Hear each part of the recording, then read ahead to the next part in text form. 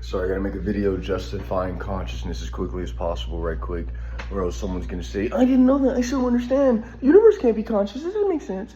So, Nasamev, nothing something is a physical and, because we can think it, an intellectual frustration.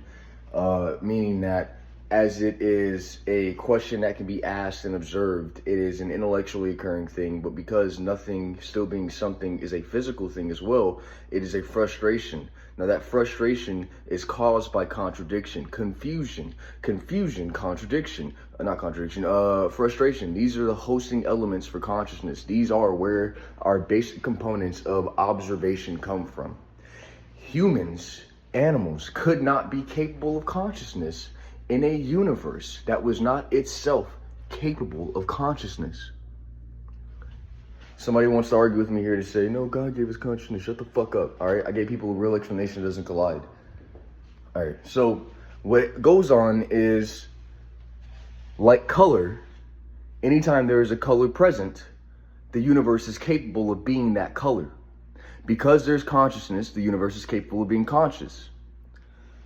We think that consciousness is limited to organisms like us, like cats, like animals, who can see that they have needs, observe the environment, and attempt to sustain themselves by reaching their needs, however it is around them.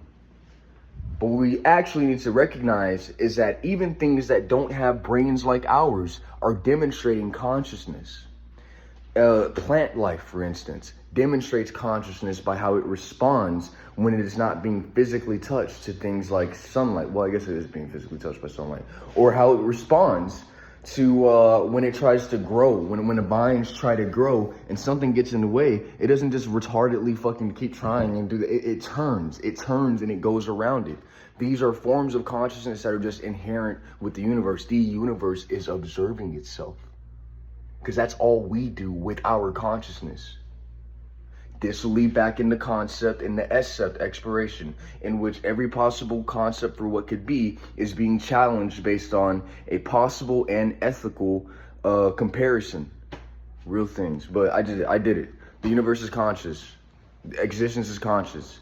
In fact, you could say that if existence was one fucking point of view, that if we took the idea of one person's point of view, all they're doing while they're alive is trying to figure out what the right thing to do is and how to make what they want possible. Existence as a conscious thing is trying to figure out what it is and is therefore exploring itself in the concept of itself, which is what allows us to think and create in the first place. These are what's missing from creativity, by the way. So existence is conscious, sense is conscious, existence is conscious, or else we wouldn't be.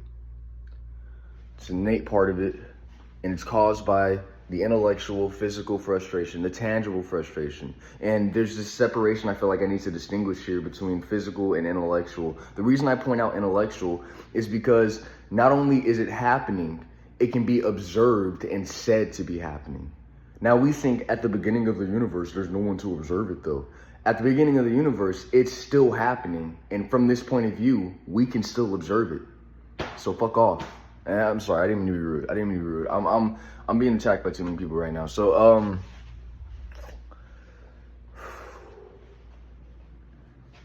even if there is no one to observe it, there is still a perspective in which it can be seen happening.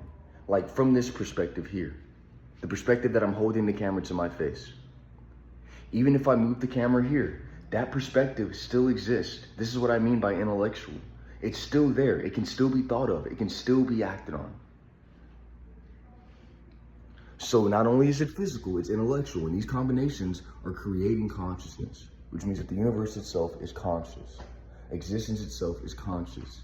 And so when you think that existence is this cold thing, that's unresponsive to who you are, and that justifies lying and cheating and stealing, you're just falling into the collisions that cause everyone's problems. Because what existence does, look at me. I'm so annoyed by that. Look at me. I'm constantly fucking on here saying crazy shit, but I'm not wrong, am I? I'm constantly on here reacting to fucking people trying to get me killed, but I'm not wrong, am I? Even though I'm supposed to be homeless right now, and that was the fucking story, and that's what's going on, I'm still here. something about existence just responds to the way that you treat it and not the way everybody else thinks it is. Now, of course, within close collision of sociality, what somebody thinks is happening is what they're acting on, and so their limitation can collide with you. But as far as the universe treating you the way that you need to be treated, that shit has nothing to do with what other people think. You have your own relationship. You have a separation of body, of mind, of soul, of being, of consciousness from everyone else. And you have to account for your own relationship with the conscious reality around you. All right, I did it. That's everything. If you don't agree with me, fucking kill yourself. I'm not arguing anymore.